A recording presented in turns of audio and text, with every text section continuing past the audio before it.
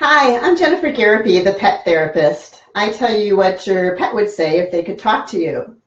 So today is part 2 of why the heck does my cat bite me when I pet him?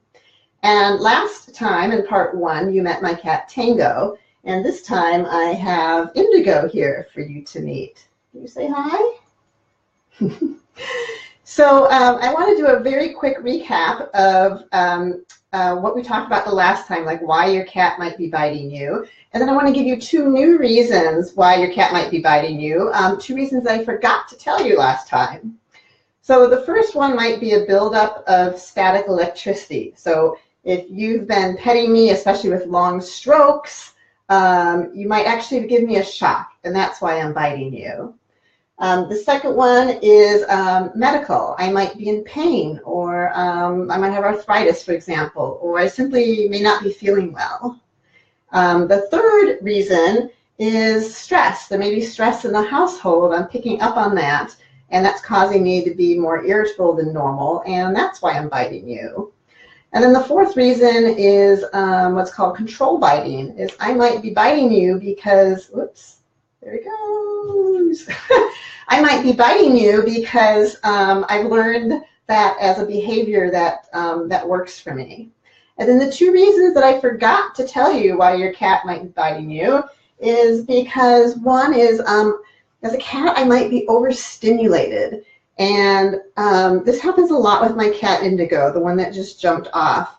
I can be petting him, and he really loves it. And then all of a sudden, as Indigo, he's like, oh my gosh, I've like reached the peak of enjoyment, and it's all downhill from here. And then he's done. He's had it, and he'll actually give me a little bite to warn me. And then the other reason that I forgot is to tell you is because as a cat, I have certain areas of my body that may not like to be touched as much as others.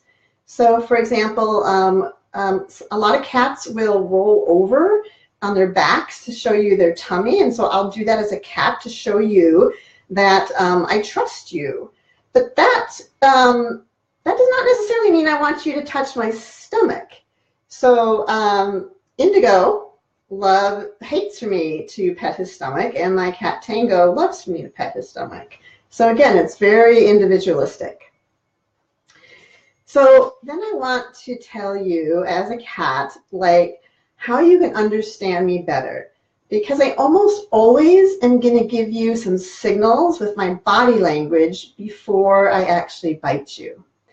So watch my ears. A lot of times if I'm not happy, my ears will go back and they'll get flat. My eyes, they can either get really narrow or they can get really dilated. My whole body might stiffen up. That's not a good sign. I might become really restless as you're petting me. That's also not a good sign. My tail, sometimes my tail will just have this slow swish. It's kind of like this warning sign. And then it might get a little faster depending on the cat. But that also means that I'm not too happy with what you're doing. And if I repeatedly move my head to look at you as you're petting me, not a good sign either. If I vocalize in some way, like a hiss, or yeah, I guess hiss is probably the most common thing a cat's going to do. If I hiss at you, that also is not a good sign. And if I am on your lap and I'm struggling to get down, or I'm just struggling to get away from you, also not a good sign. So those are all warning signs that, hey, you know, I've had enough of this petting stuff. It was good, but now I'm done, thank you. And so that's when you should stop petting me. So how then do you as a human deal with the fact that sometimes I like petting and sometimes I don't, sometimes it's too much? Well, you have to understand a little bit more about me as a creature. I am not a dog.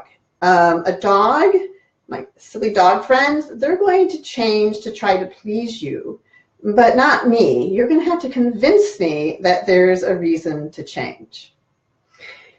So one thing that you can do as my human is please just respect my needs. If I don't like my tummy rubbed, then don't rub my tummy. If I don't like my back stroked from front to back, then don't do that. 2, not only respect my needs, but pay attention to what I like. I know that as humans, that's what you do with your partners and your friends. You pay attention to what they like and you do things to please them. And so I would ask that you do the same thing for me. The third thing that you can do is what Jennifer already talked to you about, is pay attention to the signals that I'm sending you. And when the signals start coming, that's a sign that, hey, I'm reaching my limit. So please stop petting me. 4th, just appreciate me for who I am, right? I mean, I know that as humans, you have different friends that you like to do different things with. So you might have a quiet friend that you like to have dinner with. You might have a really outgoing, super boisterous friend that you like to go out to a bar with.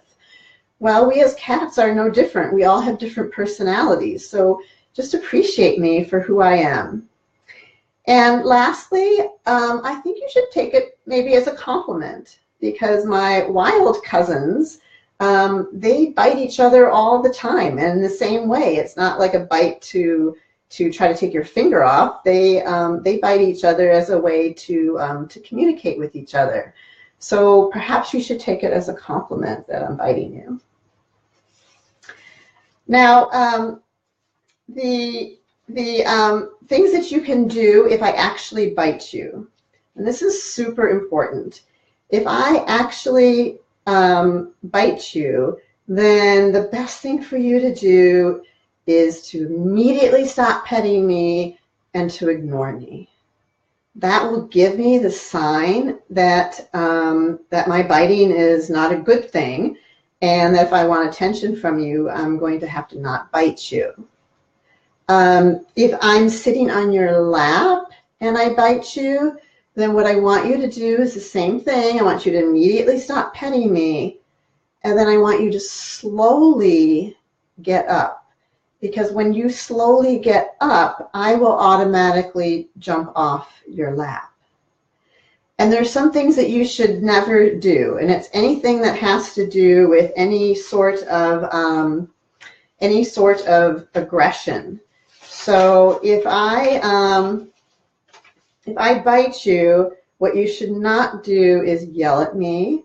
You should not scream really loudly, ow.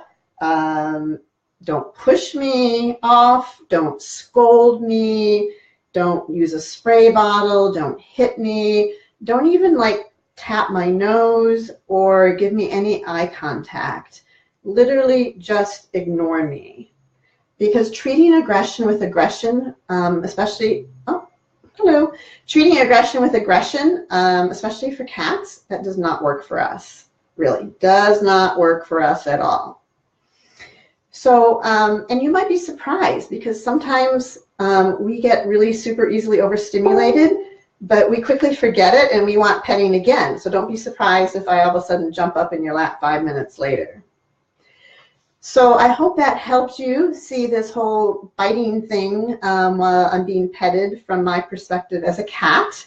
And I would encourage all of you, if you would like to join an online community of people who love animals, who love to talk about their pets and share information, that you join Jennifer's closed Facebook group. It's called Pet Champions. Just type in the word champions in the comments and she'll be happy to send you a link to join. And she gives lots of great information there on how to keep your pet happy and healthy. So thank you for watching, and I hope you have a great rest of the day.